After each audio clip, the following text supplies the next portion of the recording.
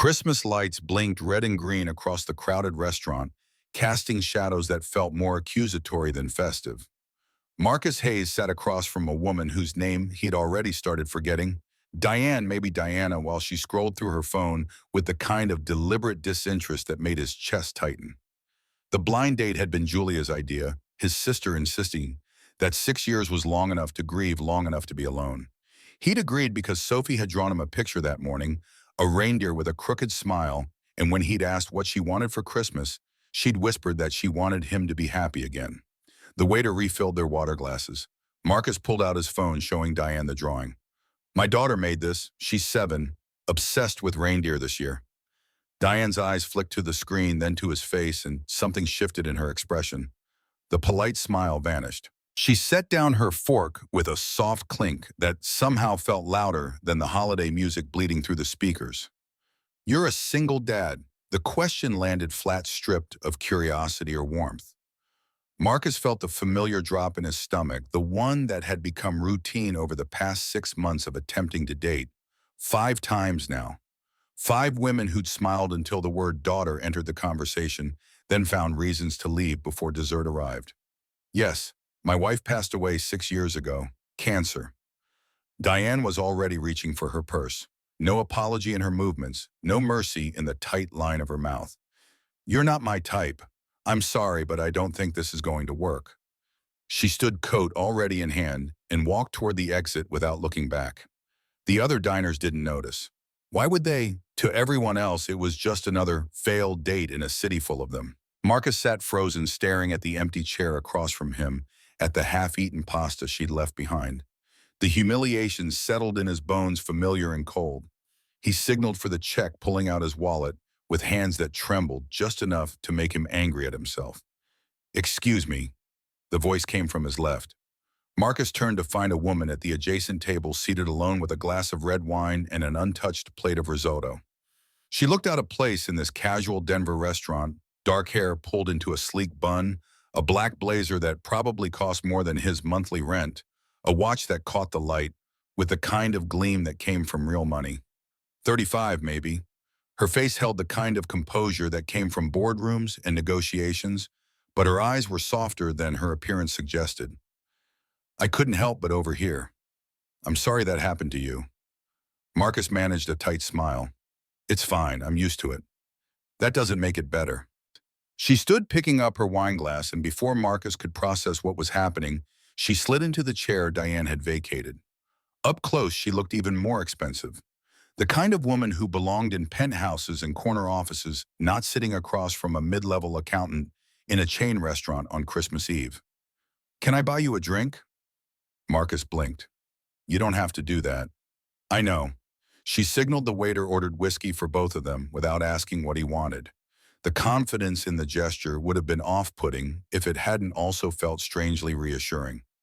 My name is Victoria Brennan. Marcus Hayes. The waiter brought their drinks. Victoria raised her glass in a toast that felt both ironic and sincere. To terrible blind dates and the people brave enough to keep trying. Marcus found himself laughing, a sound that felt foreign after the past hour. He picked up his glass, the whiskey burning warm down his throat. What makes you think I'll keep trying? Because you have a daughter who draws you reindeer. That means you still have hope. The observation hit harder than it should have. Marcus looked at this stranger who'd witnessed his humiliation and somehow turned it into something resembling human connection. You heard everything. I heard enough. Your date was rude. You deserve better. Victoria took a sip of her wine, and for the first time Marcus noticed the exhaustion around her eyes, the kind that came from carrying weight no one else could see. She looked like someone who understood loneliness in a way that went deeper than just being alone. My family has been trying to marry me off for 3 years. The words spilled out of her like a confession she hadn't meant to make. Every holiday dinner they parade eligible men in front of me like I'm supposed to pick one off a shelf. Lawyers, doctors, CEOs. Men who want 2 things, my money or my connections. Marcus found himself leaning forward. That sounds exhausting. It is. Victoria's fingers traced the rim of her wine glass. I built my company from nothing. Started in my garage 10 years ago writing software for small businesses that couldn't afford the big enterprise solutions. Now we have 200 employees and contracts across 3 states. And somehow that makes me less marriageable because successful women scare men, apparently. Not all men, maybe not, but the ones my parents approve of, definitely. She paused, something vulnerable flickering across her face. I can't have children. Medical condition, irreversible. When I told my ex-fiance, he called off the wedding. Said he wanted a real family. The bitterness in her voice made Marcus's chest ache. He knew that kind of hurt, the kind that came from being told you weren't enough, that the circumstances of your life made you unlovable. That's horrible, I'm sorry. Victoria shrugged, but the gesture didn't quite hide the pain underneath. It's reality. Every man I've dated since has had the same reaction. Either they want children or they pretend they don't until they realize I'm serious, and then they leave. So now my family thinks I'm being too picky. They don't understand that I'm not looking for perfect, I'm just looking for real. Marcus understood that longing more than he could articulate. 6 years of raising Sophie alone, of being both mother and father, of watching other families, and feeling like an outsider in a world built for pairs. Rachel had been his partner, his anchor, and without her, everything felt off balance. I heard you talking about your daughter before your date left. Victoria's voice gentled. You said she drew you a reindeer this morning. Yeah, Sophie. She's 7. Loves art more than anything. Marcus pulled out his phone again, showing Victoria the photo. This is her. Victoria studied the image of Sophie laughing at the park, her dark hair tangled from the swings, her smile missing 2 front teeth. Something in Victoria's expression shifted, a longing so raw it felt invasive to witness. She's beautiful. She is, and she's the reason I keep getting rejected. Marcus heard the edge in his own voice. Women say they understand that they're okay with me having a kid, but the moment they realize she's not just an accessory, that she's my whole life, they disappear. They're idiots. The certainty in Victoria's voice surprised him. She set down her wine glass and looked at him with an intensity that made him want to look away and lean closer at the same time. I want to meet her. Marcus froze. What? Your daughter, Sophie. I'd like to meet her. Victoria seemed to realize how that sounded because she quickly added, not as a date, just, I want to understand your life. Is that strange?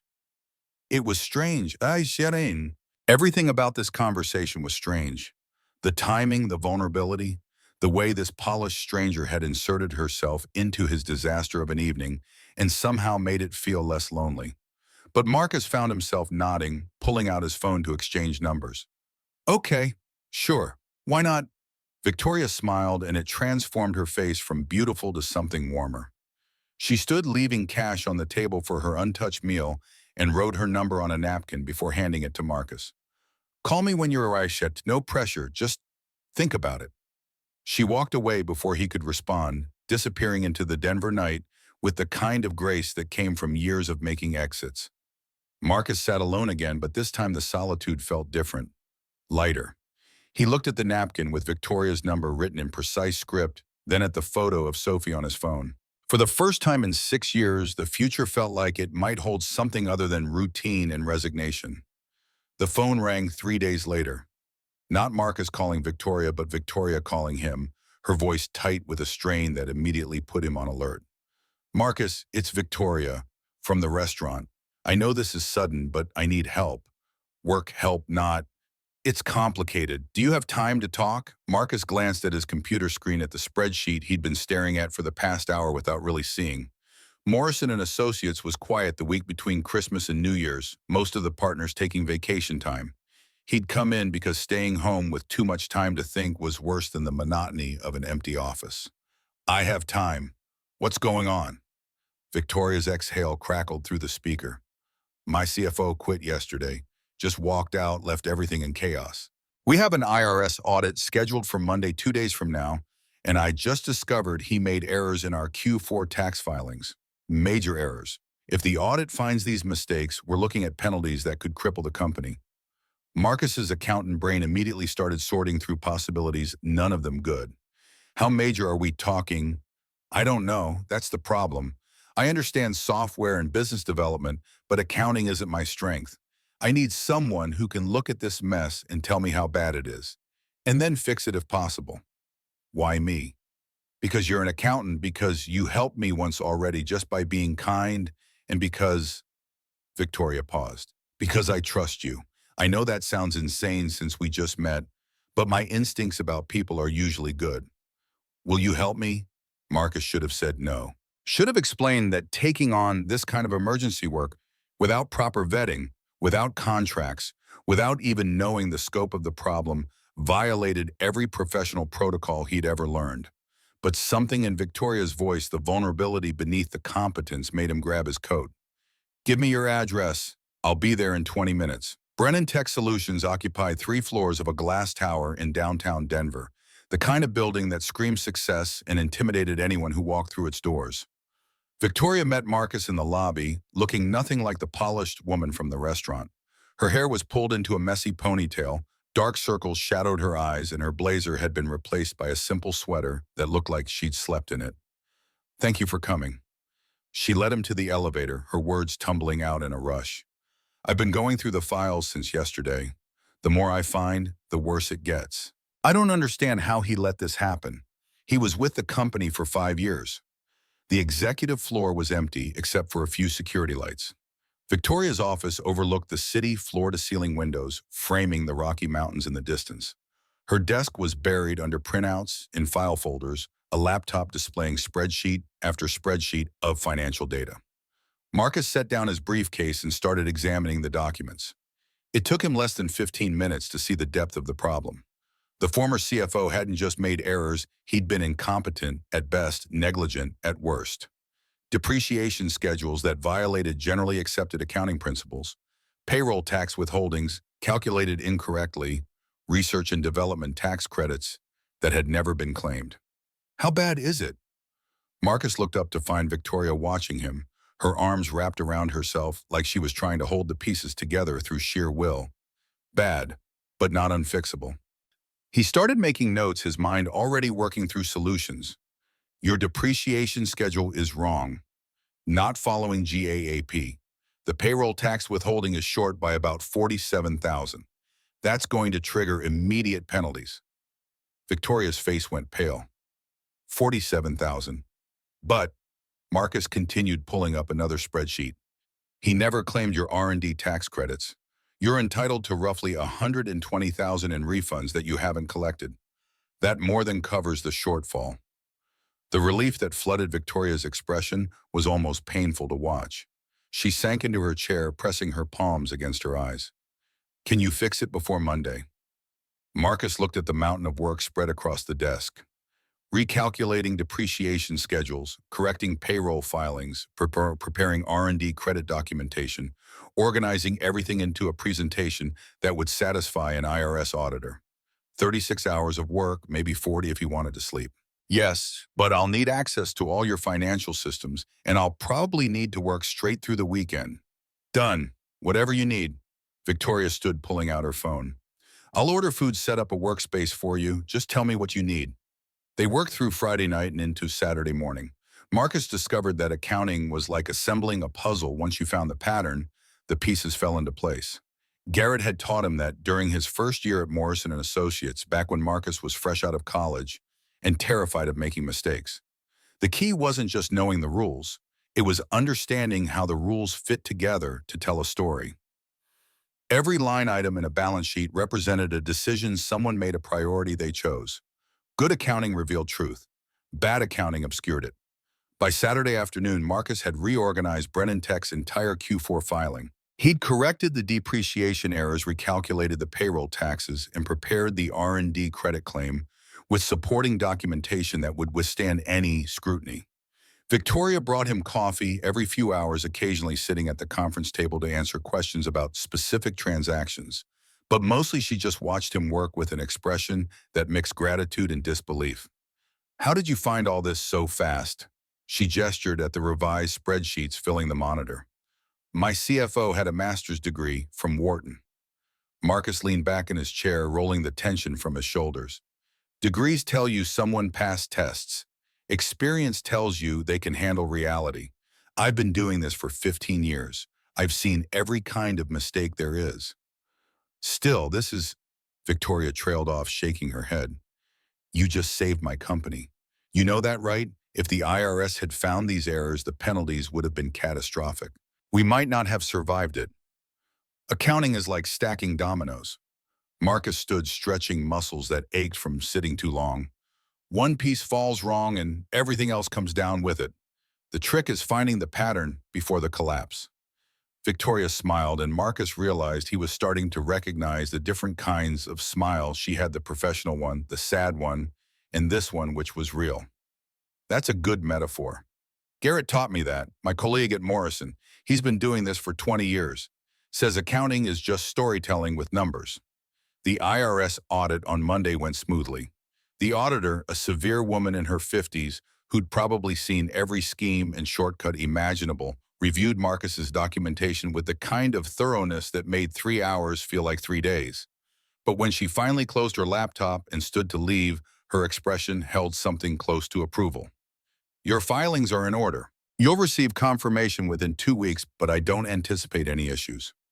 Victoria waited until the auditor left before letting out a breath that sounded like she'd been holding it for days. She turned to Marcus, and for a moment he thought she might hug him. Instead, she just stood there, emotions cycling across her face too quickly to name. I can't thank you enough. You saved everything I've built. Marcus felt uncomfortable with the gratitude, with the weight of being someone's hero. He'd just done his job, applied skills he'd spent years developing. Nothing heroic about that. You don't need to thank me. Just, when you're ready, let me meet Sophie. Victoria's expression shifted into something softer. I'd like that. I'd really like that. Saturday morning arrived cold and bright, the kind of Denver winter day that made the mountains look close enough to touch. Marcus made Sophie her favorite breakfast, chocolate chip pancakes with extra syrup, while trying not to let his nervousness show. He told her last night that they were meeting someone at the park, a friend of his named Victoria, and Sophie had bombarded him with questions until he gently reminded her it was bedtime.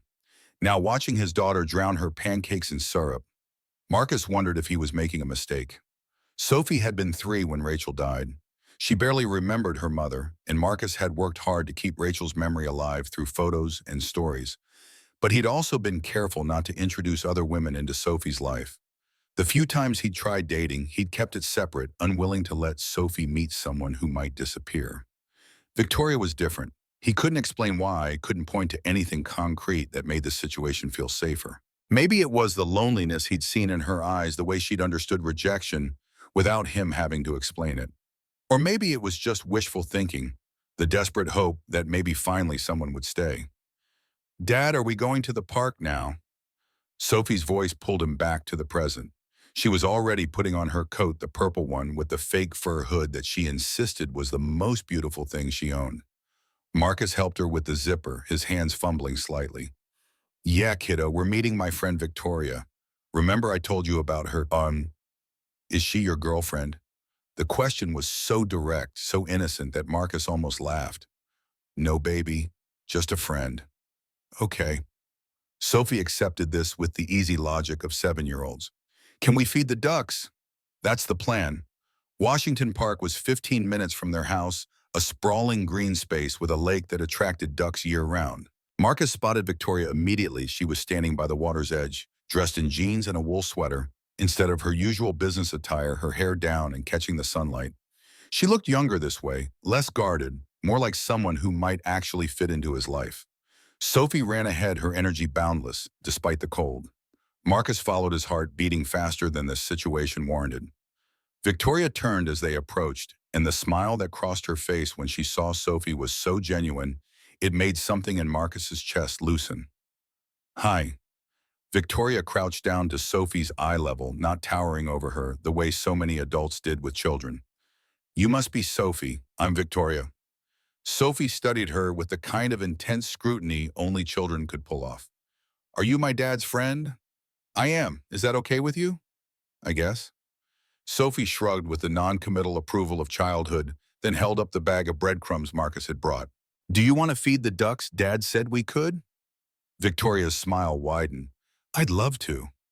They walked to the edge of the lake, Sophie chattering about school and her art teacher and the reindeer she'd been trying to draw all week. Victoria listened with the kind of attention that felt rare, not the performative listening adults sometimes did with kids, but genuine interest. She asked questions, laughed at Sophie's stories, knelt beside her in the cold grass to point out which ducks looked the hungriest. Marcus stood back watching them together and felt something shift in his chest.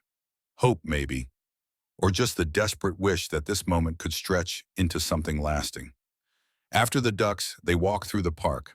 Sophie ran ahead, checking back every few minutes to make sure Marcus and Victoria were following. The January air bit through Marcus's coat, but he barely felt it. Victoria walked beside him, close enough that their arms occasionally brushed. "Thank you for this." Victoria's voice was quiet, almost lost in the wind. "For trusting me with her. She seems to like you." "I like her too. She's—" Victoria trailed off, watching Sophie cartwheel across the grass with the kind of reckless joy that came from not yet knowing how cruel the world could be. "She's wonderful." Sophie ran back to them, breathless and pink-cheeked. "Victoria, do you want to see my room? I have drawings I can show you."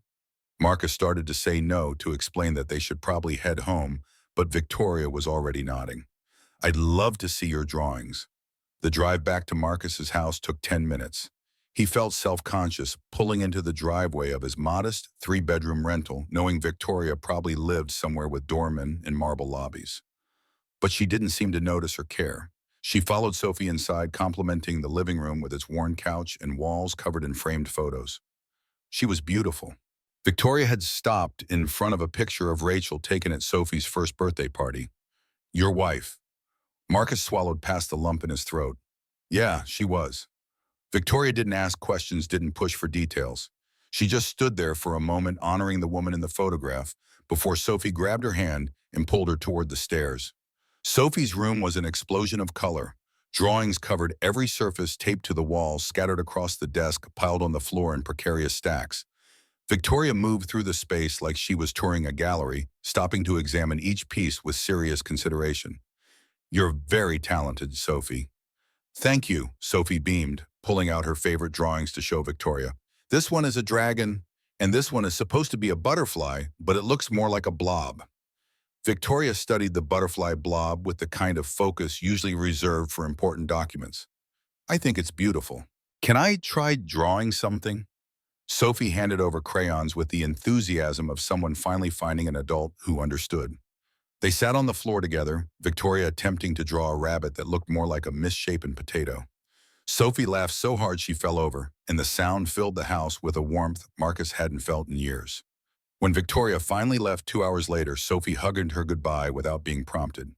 Marcus watched from the doorway as Victoria's car pulled away, and for the first time since Rachel died, he let himself imagine a future that looked different from the past.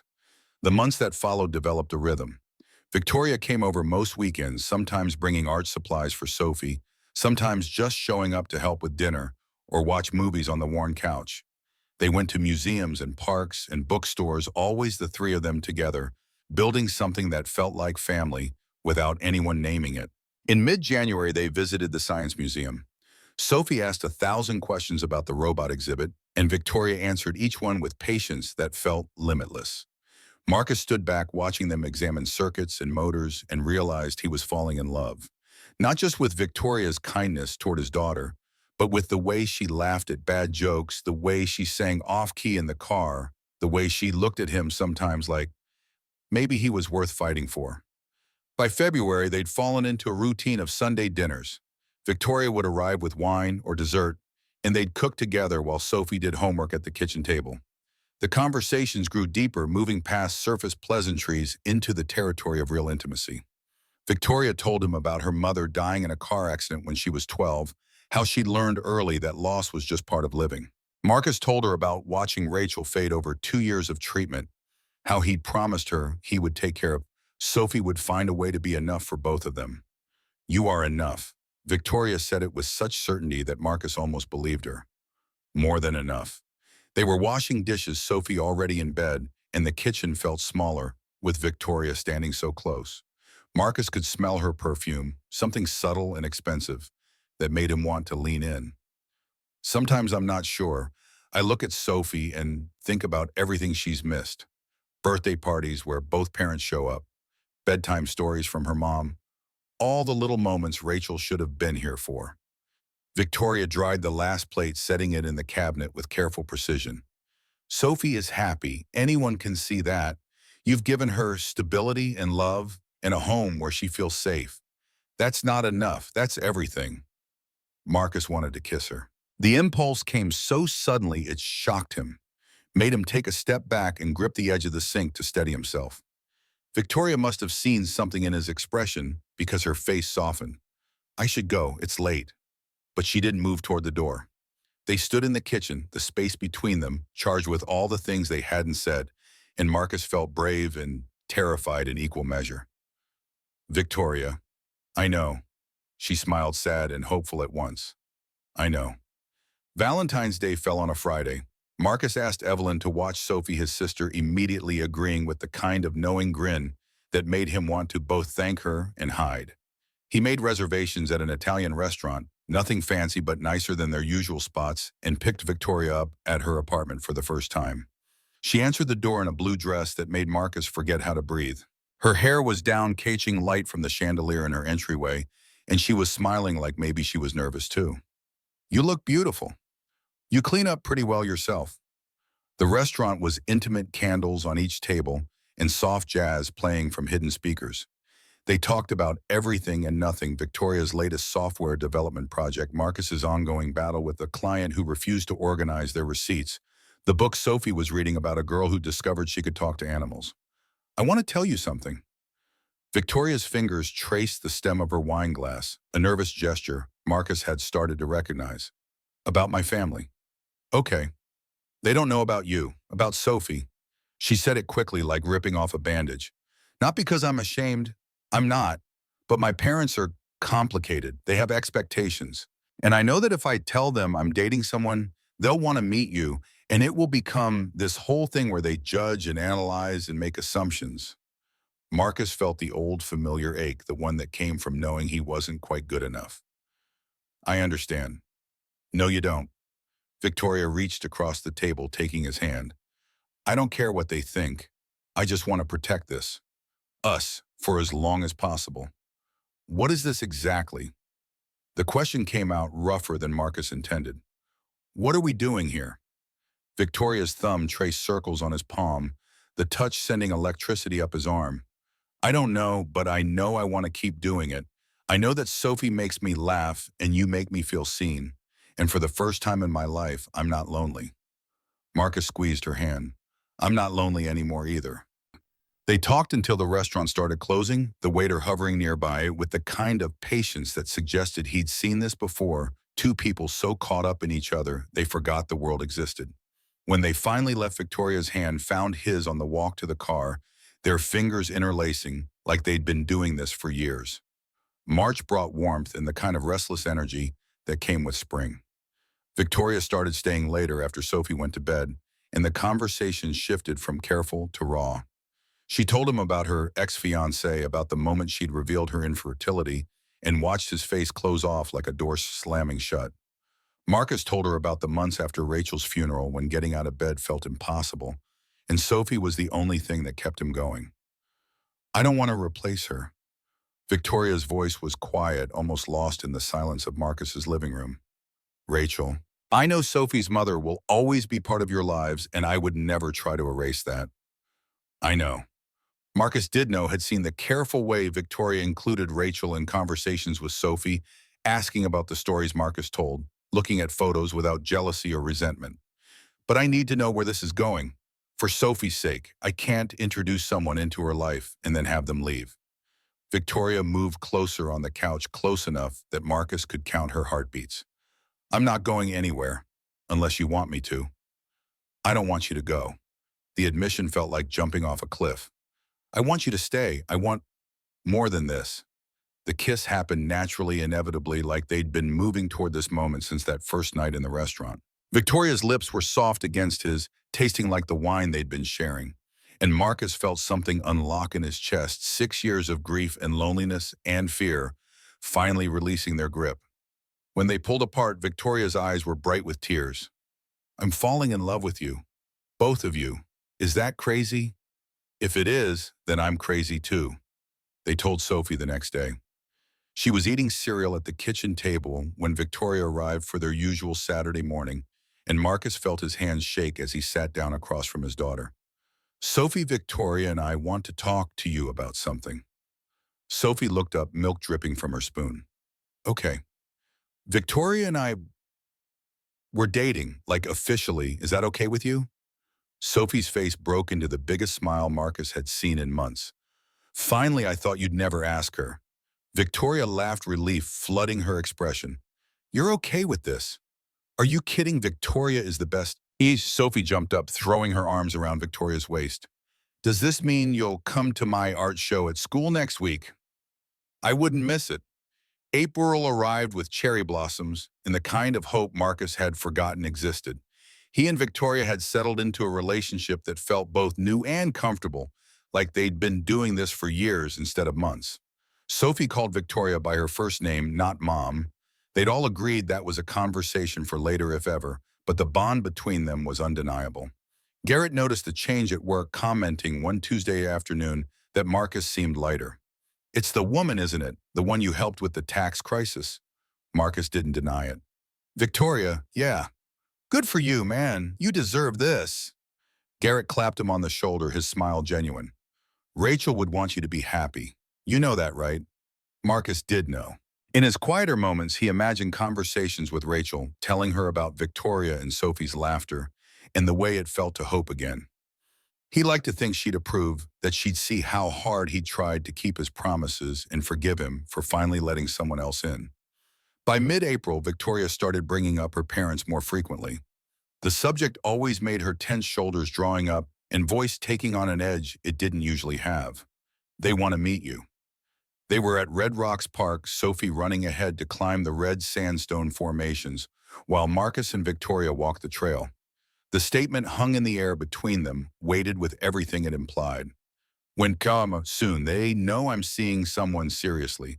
If I keep putting them off, they'll start making assumptions. Victoria stopped walking, turning to face him. I want you to meet them. I do. I just need you to understand that they can be difficult. Marcus had met difficult parents before. He'd survived dinners with Rachel's father, who'd made it clear that an accountant wasn't good enough for his daughter until the wedding day, when he'd pulled Marcus aside and admitted he was wrong. But something in Victoria's voice suggested this was different. What aren't you telling me? Victoria's jaw tightened. They're going to judge you, both of you. They'll look at your room and your house and Sophie, and they'll decide you're not good enough for me. And I need you to know that their opinion doesn't matter, that I don't care what they think, but they're still your parents. Yeah, Victoria's voice cracked slightly. They're still my parents. The dinner was scheduled for mid-May, giving Marcus 3 weeks to spiral into increasing anxiety. Victoria tried to downplay it, insisting her parents were just protective, but the tension in her shoulders whenever the subject came up told a different story. Marcus bought a new suit, the first one he'd purchased in 5 years, and helped Sophie pick out a dress that she declared made her look like a princess. The night before the dinner, Evelyn stopped by with advice Marcus hadn't asked for. Don't let them intimidate you. You're a good man with a good job and a great kid. If they can't see that it's their problem, not yours. Marcus wanted to believe her, but lying in bed that night, staring at the ceiling while Sophie slept down the hall, he couldn't shake the feeling that he was about to walk into something that would change everything. The Brennan mansion sat in Cherry Hills Village, the kind of neighborhood where driveways had gates and houses had names instead of numbers. Marcus felt his stomach drop as they pulled up at the structure that looked more like a museum than a home. White columns, manicured lawns, a fountain in the circular driveway that probably cost more than his annual salary. Sophie pressed her face against the car window. Is this a castle? Something like that? Marcus's hands were sweating on the steering wheel. Victoria had offered to pick them up, but he'd insisted on driving, some stubborn part of him needing to maintain control of at least this small piece of the evening. Victoria met them at the door and Marcus barely recognized her. She'd transformed back into the woman from that first night at the restaurant, hair in a tight bun black cocktail dress, heels that added 3 inches to her height. The warmth was gone from her eyes, replaced by the kind of armor people wore when they expected battle. You look different. Sophie's observation was innocent, curious, but Victoria flinched anyway. Fancy dinner, remember? Come on, let me introduce you. The interior of the mansion matched its exterior marble floors, crystal chandeliers, art on the walls that Marcus suspected was original and priceless. Sophie held his hand tighter, her earlier excitement replaced by something that looked like fear. Marcus wanted to turn around to grab his daughter and run back to their small safe house where they belonged. Robert and Catherine Brennan waited in the formal living room. Robert was tall and imposing in an expensive suit, his handshake crushing Marcus's fingers with deliberate pressure. Catherine wore pearls and a smile that never reached her eyes, her gaze sweeping over Marcus and Sophie with the kind of assessment that made Marcus feel like livestock at auction. "How lovely to meet you both." The words were perfectly polite, the tone in the Arctic. Dinner was 7 courses served in a dining room that could have seated 20. Sophie looked overwhelmed, staring at the array of silverware with confusion. Marcus quietly showed her which fork to use, acutely aware of Catherine's gaze, tracking every movement. The interrogation started with the salad course. "So Marcus, what do you do for work?" Robert's question sounded casual, but Marcus recognized the trap. "I'm an accountant, senior level at Morrison and Associates downtown." Morrison and Associates, Robert repeated the name like he was testing its weight. "Can't say I've heard of it." "We're mid-sized, about 40 employees. We focus on small to medium businesses, some nonprofit work." "How quaint." The dismissal was subtle but unmistakable. Marcus felt Victoria stiffen beside him, her hand clenching around her fork. Catherine turned her attention to Sophie. "And you're raising your daughter alone. That must be quite challenging." "It has its moments, but Sophie's worth it." "I'm sure." Catherine's smile was sharp enough to cut. "Children that age need stability, structure, a proper family unit." Marcus's jaw tightened. "She has that." "Does she?" Robert leaned back in his chair, the gesture somehow making him seem larger. "A single father working a modest job. No mother figure. I'm not sure I'd call that ideal." Victoria's fork clattered against her plate. "Father, that's enough." "I'm just being realistic, Victoria. We can't ignore facts." The facts apparently continued through the main course. Catherine asked pointed questions about Sophie's school, her activities, her future plans. Each question felt designed to highlight everything Marcus couldn't provide: the private tutors, the expensive camps, the connections that came from being born into the right family. By the time dessert arrived, Marcus felt like he'd been flayed open. Sophie sat silently picking at her food, and Marcus recognized the expression on her face, the same one she wore when kids at school made fun of her for not having a mom.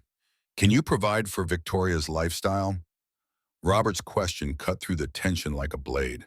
"The travel, the social obligations, the expectations that come with her position. With all due respect, Sir Victoria doesn't need me to provide anything. She's perfectly capable of taking care of herself." "That's not the point." Catherine set down her wine glass with a sharp click. "Victoria deserves exceptional. She's built an empire. She comes from a distinguished family, and you want her to throw that away to play mother to someone else's child." The words hit Sophie like a physical blow. Her fork dropped, tears springing to her eyes, and Marcus felt rage flood through him so completely he couldn't breathe. "Excuse me." He stood his chair, scraping against the floor. "Sophie, we're leaving." Victoria was on her feet immediately. "Marcus, please wait. Let me talk to them." "Talk to them?" Marcus heard his voice rising, couldn't seem to stop it. "They just called my daughter a burden. There's nothing to talk about." He took Sophie's hand, her small fingers trembling in his. Catherine opened her mouth to say something, but Marcus was already moving toward the door, pulling Sophie with him, desperate to get her away from people who could look at a 7-year-old and see only an obstacle. "Marcus, please." Victoria followed them into the foyer. "They're wrong. They don't understand." "They understand perfectly." Marcus's hand shook as he helped Sophie into her coat. "We're not good enough. They made that very clear." "I don't think that. You know I don't think that. But your family does, and they always will."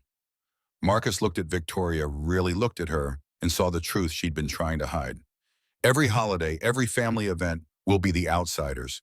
Sophie will feel it. I saw her face in there. I won't put her through that again." The ride home was silent except for Sophie's quiet crying. Marcus gripped the steering wheel hard enough to hurt fury and shame and helplessness warring in his chest. He'd known better. had known from the start that he and Victoria came from different worlds, that money and class and family legacy mattered in ways he couldn't overcome. But he'd let himself hope anyway, and now his daughter was paying the price. At home, he tucked Sophie into bed, smoothing her hair back while she clung to her stuffed rabbit. "They hate me." Her voice was so small it broke his heart. "They don't hate you, baby. They just don't know you. They think I'm bad. They think I'm making everything wrong." Marcus felt tears burn his eyes. He'd done this, brought her into that house, exposed her to people who looked at her and saw only inadequacy. "You're not bad. You're perfect. And anyone who can't see that doesn't matter." He stayed until she fell asleep, then went downstairs to find his phone lit up with messages from Victoria. He deleted them without reading each one, a reminder of his own stupidity. The doorbell rang around 9 and Marcus knew it was her before he opened it. Victoria looked destroyed, makeup smeared, eyes red from crying, hair falling out of its bun. "Please let me explain." "Explain what?" Marcus couldn't keep the bitterness from his voice. "That your parents think I'm beneath you. You already knew that. I don't care what they think. I told you that. But you should care. They're your family, your world." Marcus felt exhausted suddenly, the fight draining out of him. "Look at us, Victoria. Really look. You live in a penthouse. I rent a 3-bedroom house in a middle-class neighborhood. You run a company. I sit in a cubicle pushing papers. We don't fit. That doesn't matter to me. It matters to them. And it will matter every single time we're together. Every birthday, every Christmas, every family gathering." Marcus's voice cracked. "Sophie will be reminded constantly that she's not good enough, that she's the reason I can't have better. I saw her face tonight. I heard what your mother said. I won't subject my daughter to a lifetime of that." Victoria stepped forward, tears streaming down her face. "So you're just giving up? You're not even going to fight?" "I'm protecting my daughter." "By pushing me away? What about what Sophie wants? She loves me, Marcus. I know she does. And I love her." "It's not enough." The words tasted like ash. "Muff isn't enough when the world keeps telling a 7-year-old she's not wanted. My parents aren't the world. They're your world." Marcus felt something break in his chest. "And they made it very clear tonight we will never be part of it." "Not really. We'll always be the charity case you took on the people who aren't quite good enough. But you keep around anyway because you're too kind to let us go." "That's not true. That's not fair." "Maybe not." Marcus's hands were shaking. "But it's reality. And I won't make Sophie live in it." Victoria was crying openly now. "So you're choosing for her, you're not even going to ask what she wants." "She's 7 years old. She doesn't understand." "She understands that someone cares about her, and you're taking that away because you're scared." "I'm being realistic." "You're being a coward." The words came out sharp, angry, and Marcus flinched like she'd hit him. "Get out." "Marcus, get out of my house. We're done." Victoria stared at him, and Marcus watched hope die in her eyes. She turned without another word and walked to her car. The door closed behind her with a soft click that somehow felt louder than shouting. Marcus stood in the empty foyer, his whole body trembling. From upstairs came the sound of a door opening. Sophie woken by the raised voices. Her footsteps patted down the stairs, and when Marcus turned, she was standing there in her pajamas, clutching her rabbit, tears streaming down her face. "Dad, is Victoria gone?" Marcus couldn't speak past the lump in his throat. He nodded. "Forever." The word hung in the air between them, final and devastating. Marcus wanted to lie, to promise it would be okay, but he'd never lied to Sophie before and couldn't start now. "Yes, sweetheart, probably forever." Sophie's face crumpled. "But I don't want her to go. But is it because of me? Because her parents don't like me?" "No, baby. It's not because of you." "See, yes, it is." Sophie's voice rose to a shout, something Marcus had never heard from her before. "They said I was bad. They said you can't give me good things. They said Victoria shouldn't be with us because of me, and you let them. You sent her away." She ran back upstairs, her door slamming so hard the wall shook. Marcus sank to the floor, his back against the door, and let himself cry for the first time since Rachel's funeral. He'd wanted to protect Sophie from being hurt, from feeling unwanted, from the pain of loving someone who might leave. Instead, he'd taught her that she was the reason good things couldn't happen, that loving her meant sacrificing everything else, that she was a burden too heavy to carry alongside happiness. The house felt emptier than it ever had, hollowed out by the absence of someone who'd only been there for 4 months, but had somehow become essential. Marcus sat in the dark, listening to his daughter cry herself to sleep upstairs, and wondered how protecting her had ended up hurting her more than anything else ever could have. 3 days passed in a silence that felt like drowning. Sophie moved through the house like a ghost, eating when Marcus put food in front of her going to school, because he made her coming home and disappearing into her room without a word. The drawing stopped. That hurt worst of all, watching her art supplies gather dust while she sat on her bed staring at nothing. Marcus tried everything he could think of. He made her favorite meals, suggested trips to the bookstore, even offered to let her skip her weekly piano lesson. Sophie just shook her head, her eyes hollow in a way that reminded him too much of the months after Rachel's funeral. She'd been 3, then barely able to understand why mommy wasn't coming home. Now she was 7 and understood perfectly. Understood that happiness could be snatched away, that the people you loved could disappear, that sometimes your own father was the one who made them leave. The morning of the 4th day, Marcus burned the toast. He stood at the counter, watching smoke rise from the toaster, unable to muster the energy to care. His reflection in the kitchen window looked haggard, dark circles, shadowing eyes that felt permanently gritty from lack of sleep. Morrison and Associates felt like a prison when he arrived. The fluorescent lights buzzed overhead, making his headache worse, and the spreadsheet on his monitor swam in and out of focus no matter how many times he blinked. He was reviewing tax returns for a construction company, numbers that should have made sense but kept rearranging themselves into meaningless patterns. Garrett Sullivan appeared in the cubicle entrance, around 10 coffee in one hand, and concern etched across his face. "You look like death warmed over." Marcus didn't look up from his screen. "Thanks. I'm serious, man. You've been staring at that same cell for 20 minutes. Garrett pulled up the spare chair, settling into it with the determination of someone who wasn't leaving until he got answers. "What's going on?" "Nothing. I'm fine." "You're not fine. You've made 3 errors in the Reynolds account this week." "3. You never make errors." Garrett's voice softened. "Talk to me." The kindness broke something loose. Marcus Fall. Marcus felt the words spill out before he could stop them. Meeting Victoria on Christmas, the months of building something that felt like hope. The disaster of the dinner with her parents. The choice he'd made to protect Sophie that had somehow destroyed her instead. Garrett listened without interrupting his expression, shifting from surprise to understanding to something that looked like disappointment. "You remember when Laura left me?" Marcus did remember. 2 years ago, Garrett's wife had filed for divorce after 15 years of marriage, citing irreconcilable differences that translated to her wanting a different life than the one they'd built. Garrett had shown up to work for 6 months looking exactly like Marcus probably looked now. "You told me not to give up, that my kids needed to see me fight for what mattered. This is different." "How?" Garrett leaned forward, elbows on his knees. "How is this different, Marcus? You met someone good, someone who loves your kid, and you're walking away because her parents are assholes, because Sophie got hurt, because those people made her feel like she wasn't good enough. And what are you making her feel now?" The question landed like a punch. "You just taught Sophie that when things get hard, you quit, that she's the reason you can't be happy, that loving her means giving up everything else." Marcus opened his mouth to argue, but the words wouldn't come. He thought about Sophie's face when she'd screamed at him, the raw pain in her voice, when she'd asked if Victoria was gone forever. He'd been so focused on protecting her from future hurt that he'd missed the hurt happening right now, the damage he was doing by giving up. "Go home." Garrett stood, collecting his coffee cup.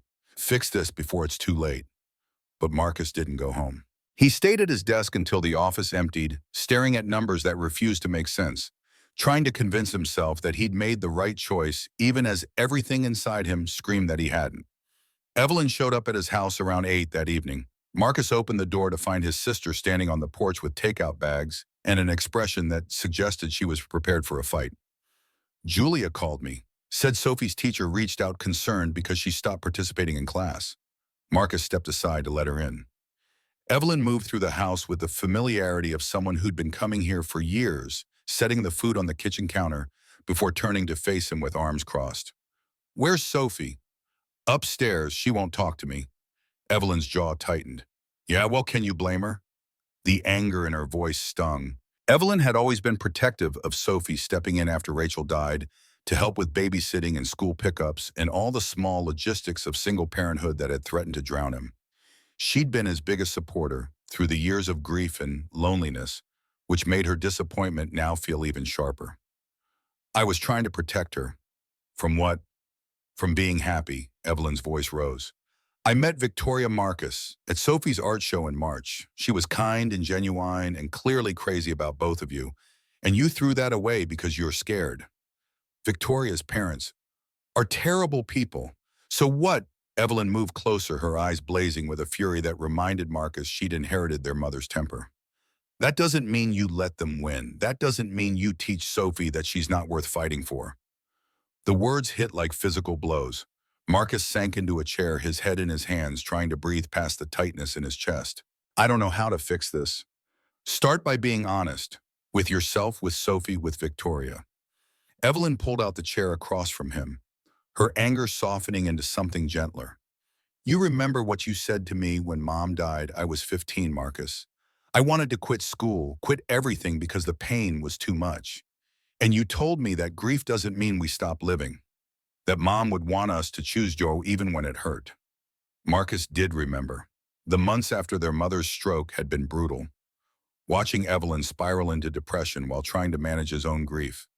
He'd been 23, barely an adult himself, suddenly responsible for a teenage sister who'd lost the only parent she had left. Rachel would have fought for this. Evelyn's voice dropped to just above a whisper. She would have looked those people in the eye and told them exactly where they could shove their judgment. She would have chosen love over fear every single time. Don't what? Tell you the truth. Evelyn stood, moving to the photos on the wall. She stopped in front of one of Rachel holding newborn Sophie, both of them looking exhausted and radiant. You promised her you'd take care of Sophie. You promised you'd make sure she had a good life. Does this look like a good life, a 7-year-old who stopped drawing because her father taught her that happiness is temporary? The guilt was suffocating. Marcus looked at the photo of his wife, at the trust in her eyes, and felt like he was failing her all over again. Rachel had made him promise in those final weeks when morphine couldn't quite kill the pain that he would find happiness again, that he wouldn't let her death be the end of his life too. I'm scared. The admission felt like ripping open a wound. I'm terrified of loving someone and losing them again, of building something with Victoria and having it fall apart, of putting Sophie through that kind of loss twice. Evelyn returned to the table, reaching across to grip his hand. Being scared is normal. Letting fear make your decisions is cowardice. She left soon after, and Marcus sat alone in the kitchen, listening to the old house settle around him. Upstairs, Sophie's door stayed closed, the silence from her room louder than any accusation.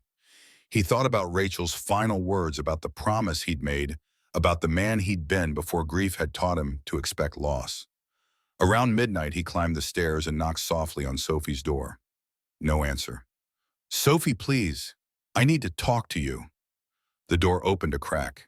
His daughter stood there in her pajamas, eyes red and swollen, clutching the stuffed rabbit Victoria had won for her at a carnival in March.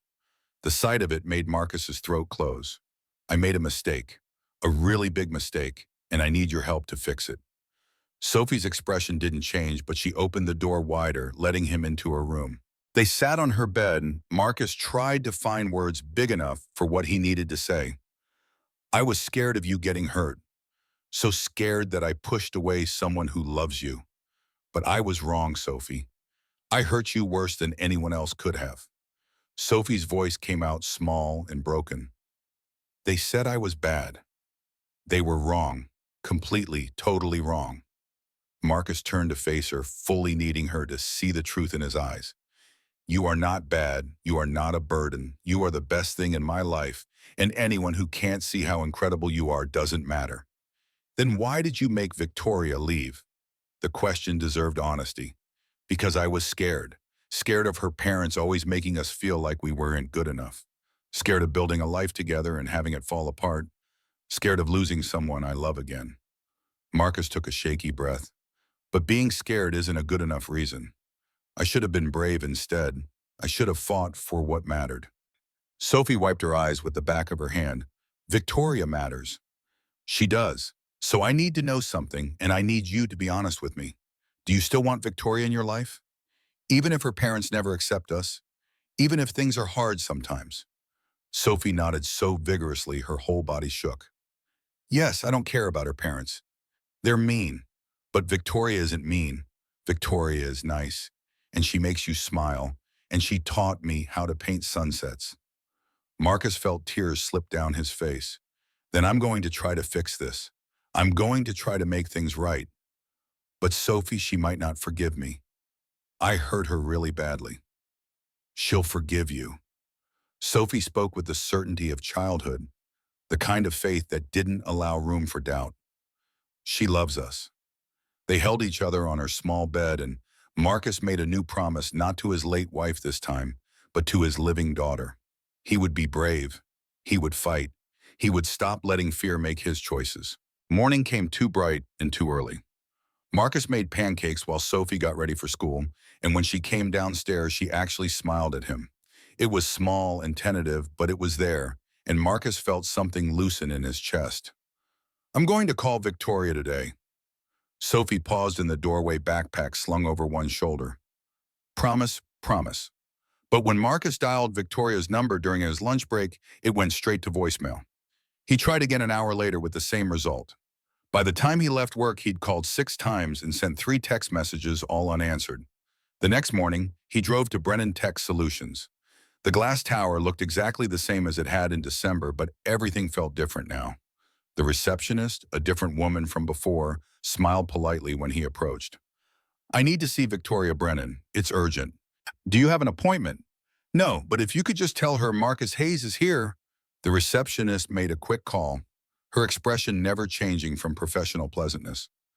When she hung up, the smile had frozen into something less welcoming. I'm sorry, Ms. Brennan isn't available. Can I wait?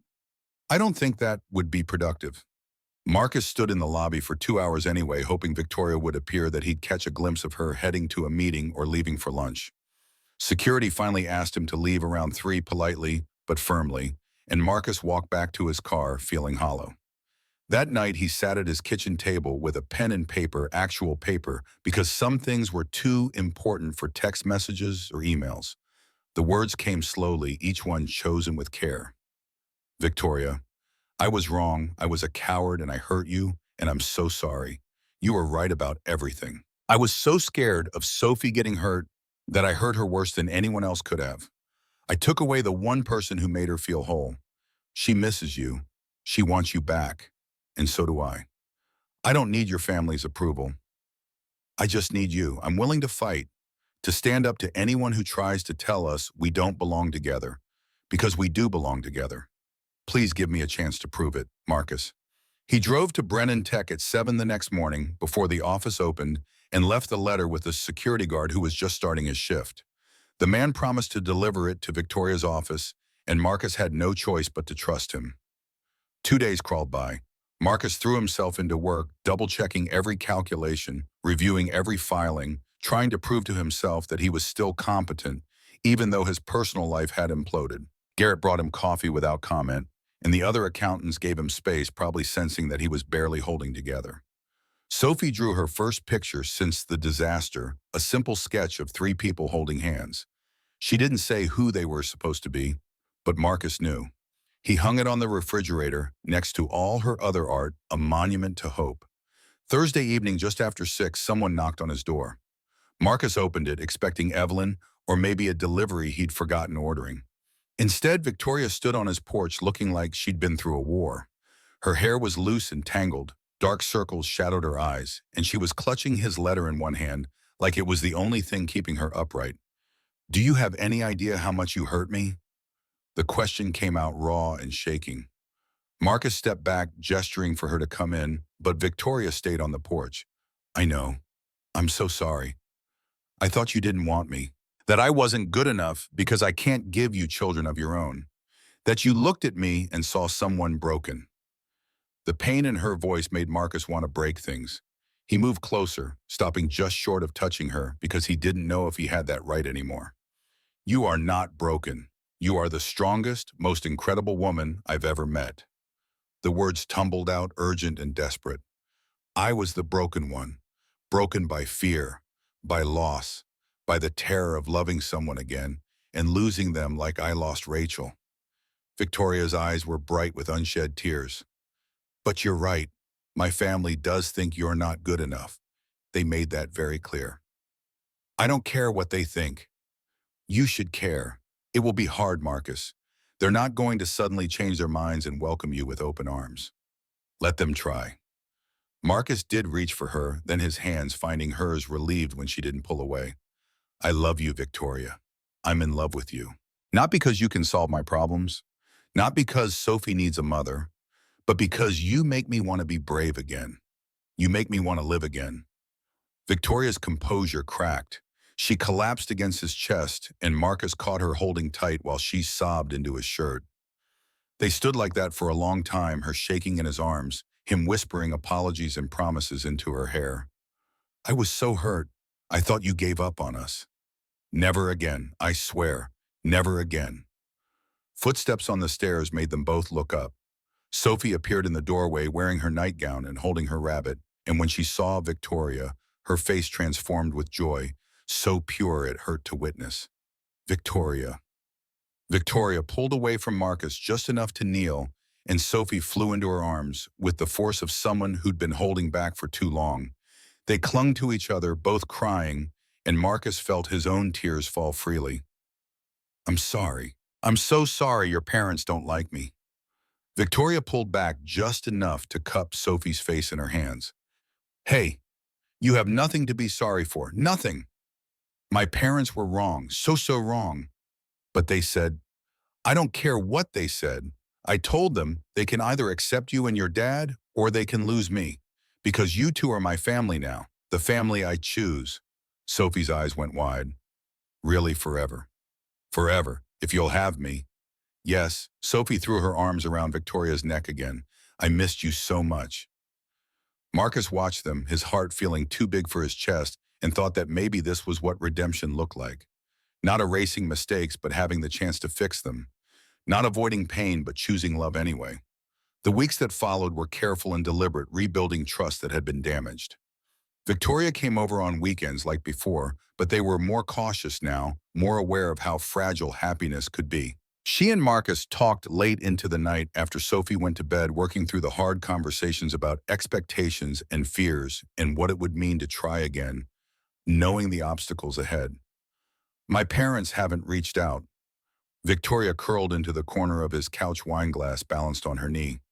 "I thought maybe they would, after I told them how serious I was, but it's been radio silence." Marcus wanted to say he was sorry, but the truth was he wasn't. Robert and Catherine Brennan had shown exactly who they were, and Marcus didn't trust them to suddenly develop empathy or understanding. "Are you okay with that?" "I don't know." Victoria's voice was small. "They're terrible sometimes, but they're still my parents.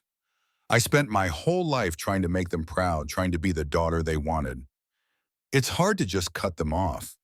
You don't have to cut them off. You just have to decide what you're willing to accept." Victoria set down her wine, turning to face him fully. "I need to talk to them. Alone, without you and Sophie there, without the pressure of a formal dinner.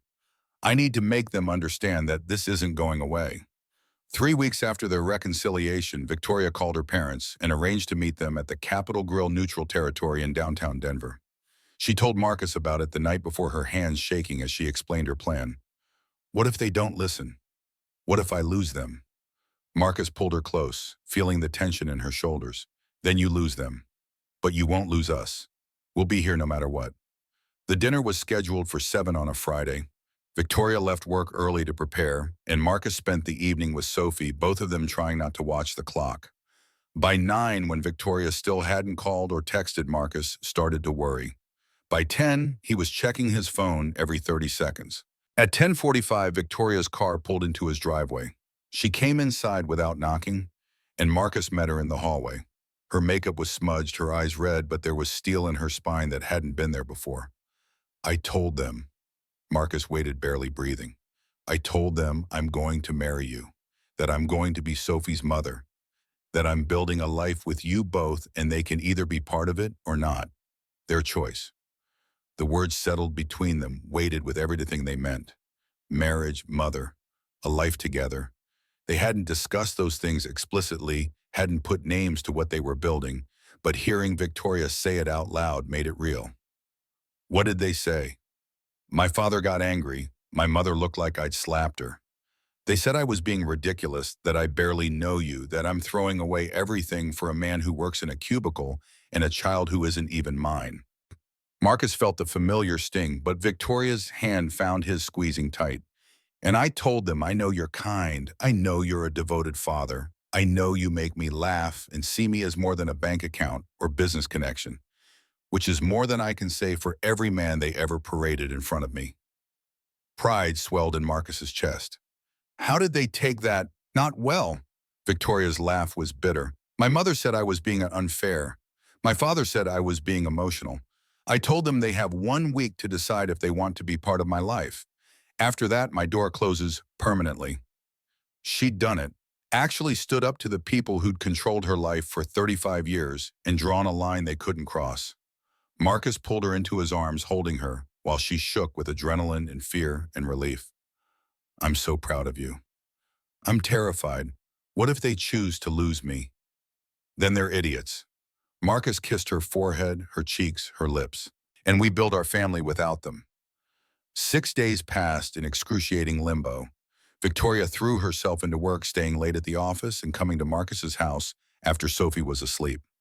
She didn't talk about her parents, didn't mention the deadline she'd set, but Marcus could see the strain in every movement, the way she checked her phone compulsively, even though she pretended not to care. On the 6th night, she fell asleep on Marcus's couch, exhausted from stress and too many late nights. He carried her to his bed the first time she'd slept there and lay beside her in the dark, watching her breathe and hoping that whatever happened tomorrow, they'd be strong enough to handle it. The 7th day arrived without fanfare. Saturday morning, bright and cold, with Sophie making elaborate plans for a snowman if it would just snow already. Victoria tried to act normal, making breakfast and helping Sophie with her art project, but Marcus saw the way her hands trembled when her phone sat too far away. Evening came. 7 o'clock passed, then 8, then 9. Sophie went to bed and Marcus and Victoria sat together on the couch, not talking, just existing in the same space, while the deadline crept closer. At 11:47, Victoria's phone lit up with an incoming call. The name on the screen read Mother. Victoria stared at it for 3 rings before answering, her hand gripping Marcus's so tight it hurt. Hello. Marcus couldn't hear the other side of the conversation, but he watched Victoria's face cycle through shocked disbelief and something that might have been cautious hope. Why? Her voice was barely above a whisper, a long pause. Victoria's eyes filled with tears. Because you're our daughter, and we don't want to lose you. The words hung in the air between them, not an apology, not acceptance, but something. An opening, the smallest crack in a door that had been slammed shut.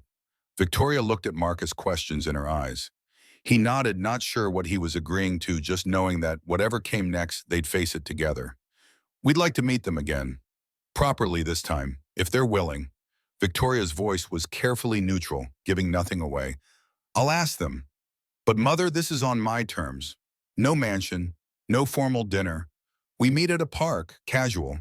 And if you say one unkind word to Sophie, we leave and you never see me again. Do you understand? Another pause. Catherine's response must have been affirmative because Victoria's shoulders relaxed fractionally. I'll call you tomorrow with details. She ended the call and set the phone down with shaking hands. Marcus pulled her close and they sat in silence while the weight of what had just happened settled over them. They want to try. I heard. I don't know if this will work. I don't know if they can change. Marcus kissed the top of her head, breathing in the scent of her shampoo. We'll find out together. Victoria turned in his arms, her face inches from his, and Marcus saw every emotion she'd been holding back. Hope and fear and love and determination all tangled together into something beautiful and terrifying. I meant what I told them. About marrying you. About being Sophie's mother. Her voice dropped to barely audible. Is that crazy? If it is, then I'm crazy too. Marcus cupped her face in his hands, thumbs brushing away the tears on her cheeks. I want that. All of it. You, me, Sophie. A family. They kissed with the desperation of people who'd almost lost everything, and when they finally pulled apart, Victoria was smiling through her tears. 1 week from tomorrow, Washington Park, 10 in the morning. We'll be there. Outside, the Denver night was cold and clear stars visible through the window despite the city lights. Marcus held Victoria close and thought about second chances, about the courage it took to hope after loss, about the family they were building, from broken pieces and stubborn love. Sophie slept peacefully upstairs. Her newest drawing, three people holding hands under a sunshine pinned to her bulletin board. And for the first time since Rachel died, Marcus let himself believe that maybe, just maybe, they were all going to be okay. The week ahead would bring new challenges, new confrontations, new opportunities to fail or succeed. But tonight, in this moment, they had each other. And that was enough. Washington Park looked different under Saturday morning light, the lake reflecting clouds that promised snow before nightfall. Marcus arrived early, Sophie bundled in her purple coat despite her protests that she wasn't cold. They fed the ducks while waiting, and Marcus tried not to check his watch every 30 seconds. Victoria pulled up at 9:55, stepping out of her car wearing jeans and a cream sweater that made her look softer than the armor she usually wore for family encounters. She walked toward them with careful steps like someone approaching unstable ground. "You came early." Marcus nodded towards Sophie, who was throwing breadcrumbs with focused intensity. Someone was too excited to wait. Nervous. Terrified. Victoria's hands twisted together. What if this goes badly? What if they say something cruel again? And Sophie, "Then we leave, like you told them we would." Marcus reached for her hand, squeezing once. "But maybe give them a chance to surprise us." The Brennan parents arrived 10 minutes later, and Marcus barely recognized them. Robert wore khakis and a polo shirt that looked stiff and uncomfortable on his frame, like he'd purchased them specifically for this occasion and wasn't sure how civilians dressed. Catherine had traded her pearls for a simple cardigan, though her posture remained rigid with discomfort. Sophie noticed them first. She stopped mid-throw, breadcrumbs falling from her hand, and for a terrible moment Marcus thought she might run. Instead, she straightened her shoulders, a gesture so reminiscent of Victoria it made his chest ache, and walked directly toward Catherine. "Do you want to feed the ducks? I brought extra bread." The offer came out small but steady, and Marcus saw Victoria's hand fly to her mouth. Catherine looked startled, like she'd expected anger or tears or anything except this simple kindness from a 7-year-old. Yes, thank you." Sophie handed over half the bag, then pointed toward the water. "That fat one is my favorite. I call him Duke because he looks fancy." Catherine's lips twitched, almost a smile. "Duke? Yeah, like a real Duke, all important and stuff." This time Catherine did smile, small and uncertain, but real. "I see. Show me which one." They walked to the lake's edge together, Sophie chattering about duck hierarchies and which ones were friendliest, and Catherine listening with an expression Marcus couldn't quite read. Robert stood beside Marcus, and Victoria, hands shoved in his pockets, watching his wife and granddaughter with something that might have been wonder. "She's very forthright." Victoria tensed beside him, but Marcus heard beneath Robert's words, not criticism, observation, maybe even approval. "She gets it from her mother. Both of them." Robert's glance was sharp but not unkind. Rachel would have been proud of her, I imagine. The acknowledgement of his late wife, of her importance to Sophie's life, felt like an olive branch. Marcus took it carefully. She would have. An hour passed with surprising ease. Sophie showed them how to make the ducks come closer, which ones to avoid because they were territorial, the best technique for even breadcrumb distribution. Catherine actually laughed when Duke waddled too close and nearly knocked Sophie over, and Robert asked Sophie about school with what sounded like genuine interest. When the bread ran out, they walked the park's perimeter. Sophie ran ahead as always, checking back to make sure the adults followed. Victoria stayed close to Marcus, her hand finding his whenever Robert and Catherine weren't looking, like she needed the reminder that he was real and solid and wouldn't disappear. "She's very energetic." Catherine's observation held none of the earlier judgment. Marcus braced himself anyway. "She is. Keeps me on my toes." Raising her alone must be challenging. There it was, the opening for criticism, for reminders of everything he couldn't provide. But Catherine's tone was different now, missing the edge it had carried at that disastrous dinner. "It has its moments, but she makes it worthwhile." They watched Sophie cartwheel across the grass, landing in a heap and laughing at herself. Catherine's expression softened in a way Marcus had never seen, like she was looking at an actual child instead of an obstacle. Victoria tells us you're an accountant. How long have you been with Morrison? Robert's question felt less like interrogation and more like conversation. Marcus found himself relaxing fractionally. 12 years. Started right out of college. Garrett Sullivan and I came on the same week, actually. He's been a good friend. Loyalty matters. Robert's voice held something Marcus couldn't quite identify. Respect, maybe. Too many people jumped ship at the first better offer. They parted ways an hour later, no invitations extended, but no disasters created either. Sophie hugged Catherine goodbye, a quick impulsive gesture that made the older woman freeze before tentatively patting Sophie's back. Robert shook Marcus's hand with less crushing force than their first meeting. Victoria waited until her parents drove away before collapsing against Marcus, exhaling so hard it sounded painful. That went okay, right? It wasn't just me that actually went okay, Sophie answered before Marcus could. Grandma Catherine smiled at me. Did you see? She actually smiled. The word grandma hung in the air, unauthorized but not corrected. Victoria's eyes filled with tears and Marcus pulled both of them close, feeling something fragile and precious taking root. The months that followed developed slowly, like developing film and chemicals that couldn't be rushed. Second Sunday in June, the Brennans came to dinner at Marcus's house. Victoria cooked while Marcus helped, and Sophie set the table with careful precision, determined to prove she knew which fork went where.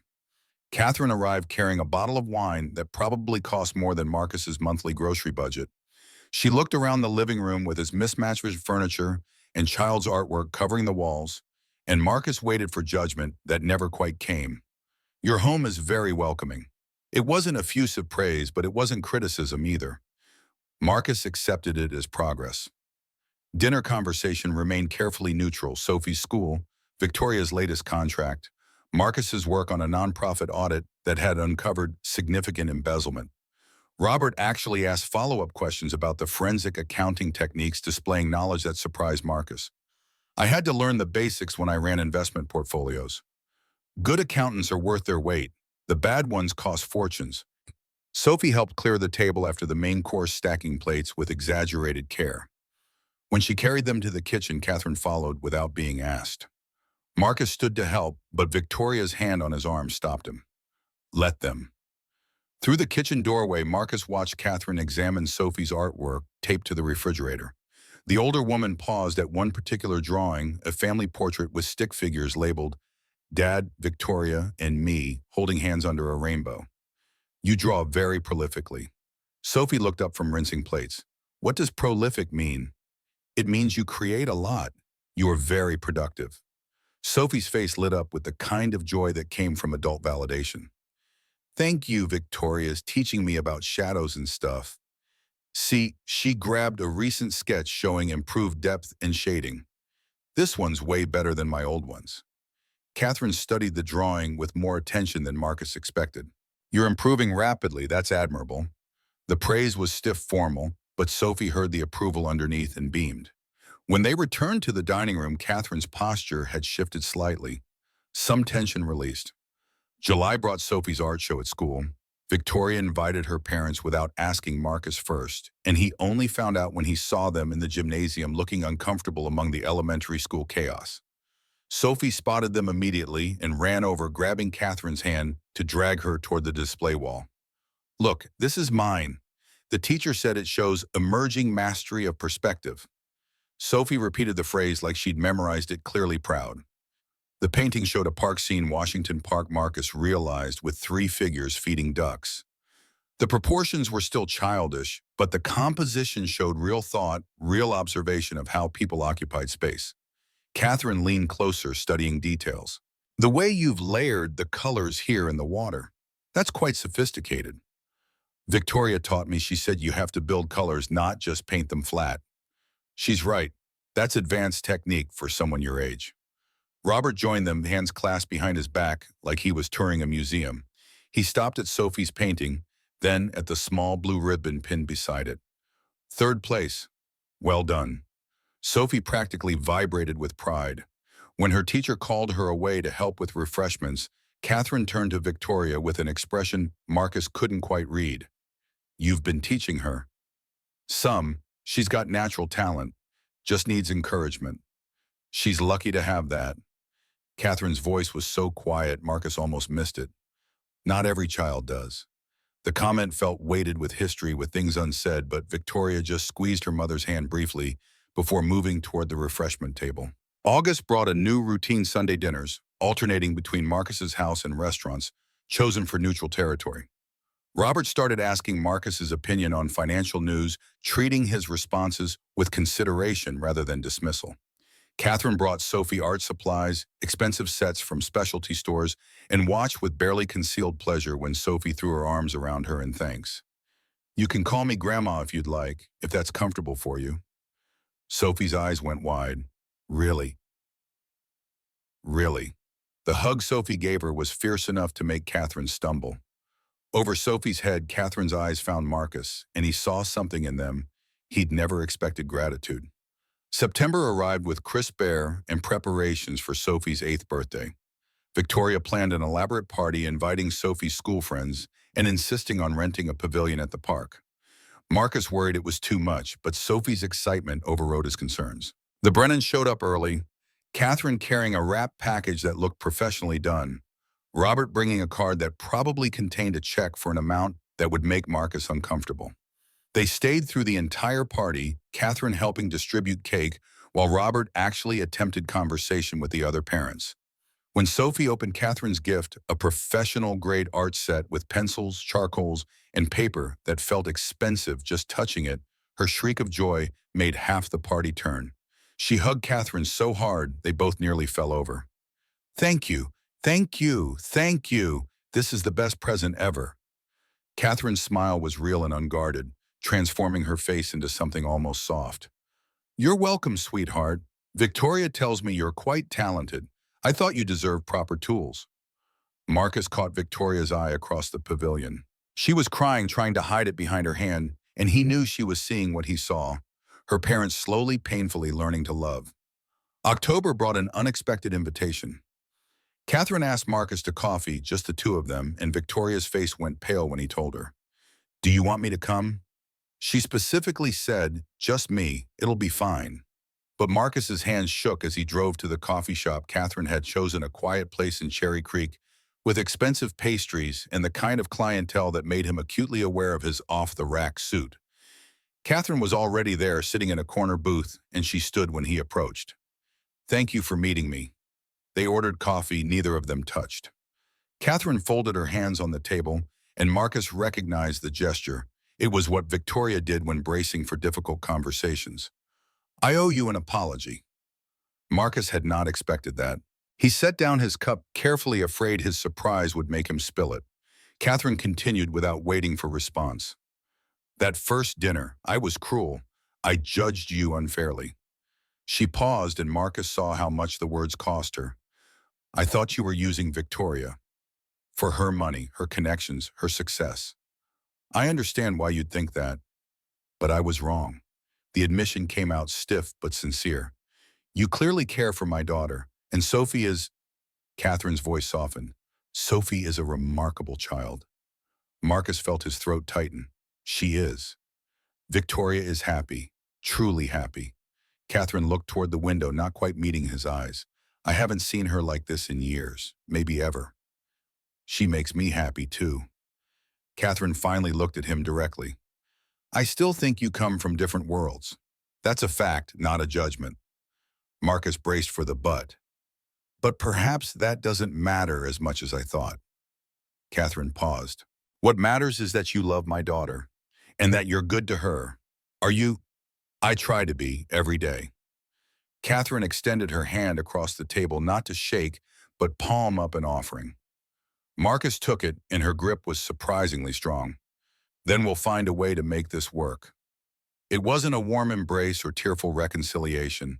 It was Catherine's version of acceptance given in her own stiff, formal way, and Marcus took it for the gift it was. That evening he told Victoria about the conversation. They were alone in his kitchen, Sophie asleep upstairs, and Victoria listened with tears streaming down her face. She actually apologized, word for word. Victoria collapsed against his chest, shaking with something between laughter and sobs. Marcus held her, feeling the weight of what this meant, not just her parents' approval, but the possibility of building something lasting, something whole. I have something to ask you. Victoria pulled back, wiping her eyes, and Marcus saw nervousness flicker across her face. Before he could respond, she slid off her chair and knelt on his kitchen floor, pulling a small box from her pocket. Marcus's brain stopped working entirely. Marcus Hayes. Victoria's voice shook but held steady underneath. Will you marry me? Will you let me be Sophie's mother? Will you build this messy, complicated, beautiful life with me? The world narrowed to her face, to the hope and fear and love written across it, to the ring box in her trembling hands. Marcus couldn't breathe, couldn't speak, could only feel his chest cracking open with everything he'd tried to protect himself from. Yes. The word came out choked. Yes. God, yes. Victoria's laugh was half sob. She fumbled the ring white gold band, simple and elegant, onto his finger, and then they were both on the floor holding each other like drowning people who'd found shore. Footsteps thundered down the stairs. Sophie appeared in the doorway, rubbing sleep from her eyes, and took in the scene with the quick assessment of childhood. What's happening? Victoria turned without letting go of Marcus. I just asked your dad to marry me. Sophie's eyes went wide. And he said, yeah. I said yes. The shriek that came out of Sophie could probably be heard 3 houses down. She launched herself at them, and all 3 ended up in a tangled heap on Marcus's kitchen floor, laughing and crying and holding on to each other like their lives depended on it. Are you really going to be my mom? Like really, really? Victoria cupped Sophie's face in her hands. Really, really, if that's okay with you. It's more than okay, it's perfect. They stayed on the floor until Marcus's back started complaining, then moved to the couch where Sophie wedged herself between them and demanded to see the ring approximately 40 times. She fell asleep there, eventually her head on Victoria's shoulder, and Victoria looked at Marcus over their daughter's sleeping form with eyes that held their entire future. We're really doing this. We really are. Planning a wedding while running a company and raising a child turned out to be its own special chaos. Victoria wanted simple and elegant. Sophie wanted princesses and sparkles. Marcus mostly wanted everyone to be happy and tried not to think about the cost of catering. The Brennans surprised him by offering to host an engagement party, and Marcus spent an anxious evening in their mansion watching Denver's business elite mingle with his work colleagues and sister. Garrett showed up in a suit that actually fit him for once and spent 20 minutes talking shop with Robert Daw about municipal bonds of all things. Evelyn cornered Victoria in the kitchen and emerged looking satisfied. She's good for you, don't screw it up. That's the plan.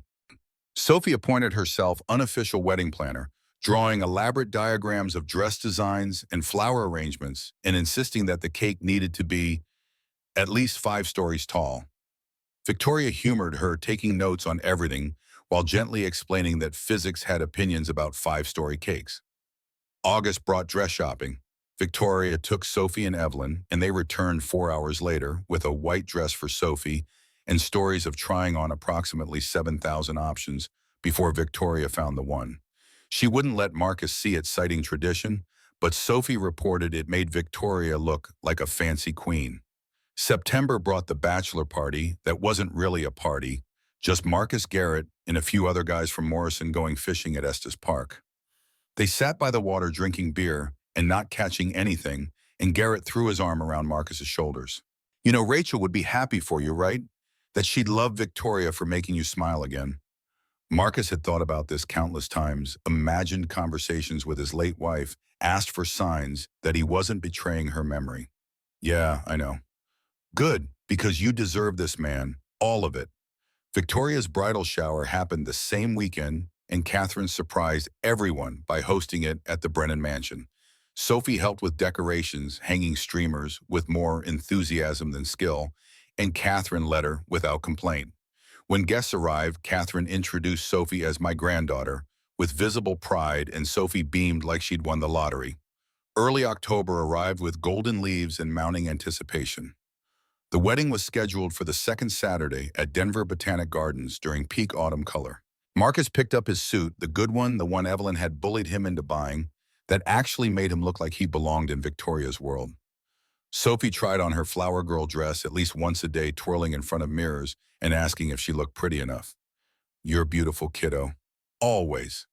The night before the wedding, Evelyn appeared at his door with Chinese takeout and determination. "You look like you're gonna throw up." Marcus managed a weak smile. "Just nervous. Rachel would be happy for you." Evelyn said it matter-of-factly, not asking. "You know that, right?" That's what Garrett said. "Well, we're both right." She handed him a container of lo mein. "You promised her you'd live. You promised you'd make sure Sophie had a good life. This is you keeping those promises." They ate in comfortable silence, and Marcus thought about the promises he'd made to Rachel, to Sophie, to Victoria, to himself.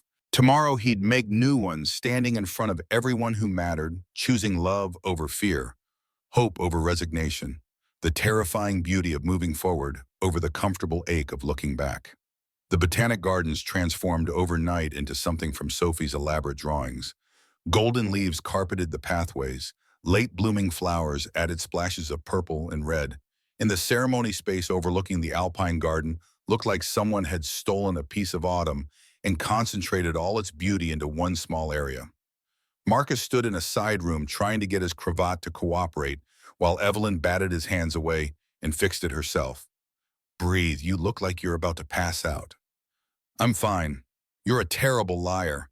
She stepped back, examining her work. "There, presentable." Garrett stuck his head in the door. 5 minutes. "You ready?"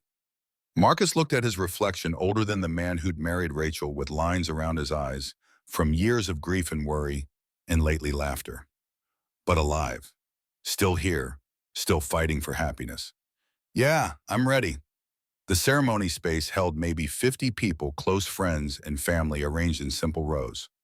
Marcus took his place at the front beside the officiant, a kind-faced woman who'd counseled them through 3 pre-wedding sessions. His hands shook slightly, and he clasped them behind his back to hide it. Music started. Sophie appeared first, a vision in white, carrying a basket of rose petals. She walked slowly, carefully, until she spotted Marcus and broke into a run, throwing her arms around his waist. "I'm so excited, I can barely breathe." The guests laughed. Marcus kissed the top of her head and gently redirected her to her designated spot. She stood there vibrating with barely contained joy, and Marcus felt his nervousness ease slightly. Whatever else happened, Sophie was happy. That counted for something. The music changed, everyone stood, and Victoria appeared on Robert's arm. Marcus forgot how to breathe. She'd chosen simple elegance, lace and silk, that moved like water, her hair down in loose waves, flowers woven through it that matched the ones in Sophie's basket.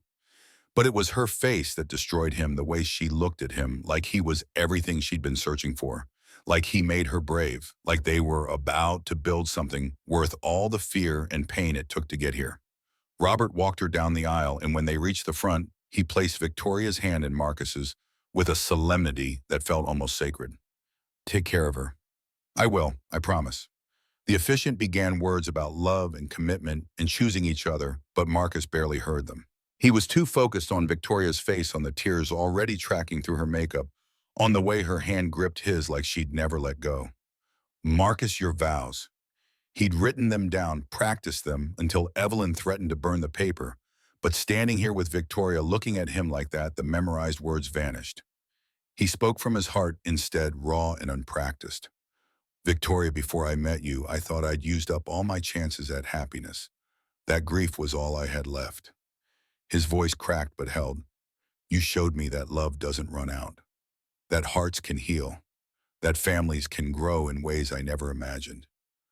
I promise to be brave for you, to fight for us, to never let fear make my decisions again. I promise to love you, to honor you, to cherish you for every day I have left." Victoria was openly crying now, not bothering to hide it. She squeezed his hands and took a shaky breath. "Marcus, you gave me something I thought I'd never have. A family. A real family." Her voice strengthened. "Not based on obligation or expectation, but on choice, on love. I promise to be the best mother I can be to Sophie, to honor Rachel's memory by loving her daughter as my own. I promise to stand by your side through every challenge, to never give up on us. I choose you, today and every day, forever."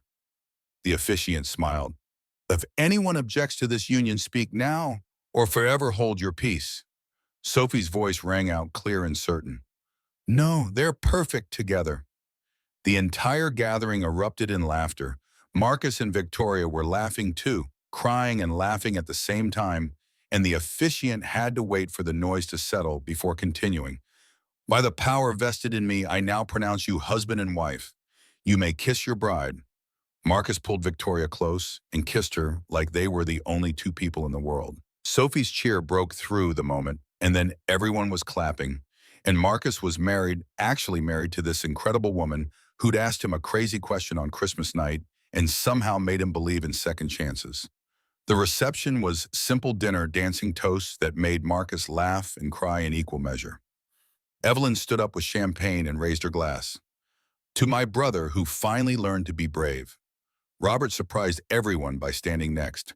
To my daughter who taught me that happiness can't be planned, only embraced. Sophie's toast was loudest. To my new mom, I love you.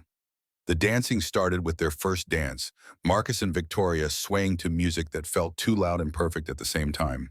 Halfway through, Sophie ran onto the floor and Marcus picked her up, all three of them dancing together while cameras flashed and Marcus's heart felt too big for his chest. Later, when Sophie finally crashed from exhaustion and fell asleep on Evelyn's shoulder, Victoria pulled Marcus outside.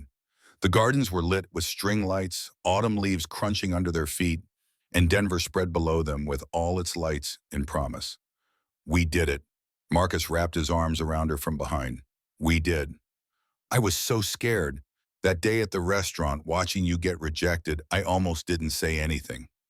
I almost let you leave. But you didn't. No, I was brave instead. Victoria turned in his arms. And you were brave too. Eventually. Marcus laughed. Eventually. They stood together watching the city, and Marcus thought about the year that had passed since that Christmas night. Thought about grief and loneliness and the courage it took to hope after loss. Thought about Sophie sleeping peacefully inside, about parents who had learned to love, about building families from broken pieces and stubborn faith. 1 year later, Christmas Eve arrived with snow that had been threatening since morning. Marcus and Victoria's house, bigger than his rental, smaller than her penthouse, perfect for their cobbled-together family, glowed with lights. Sophie had insisted on hanging herself. The Brennans arrived first, Catherine carrying her famous apple pie, while Robert helped Sophie arrange presents under the tree.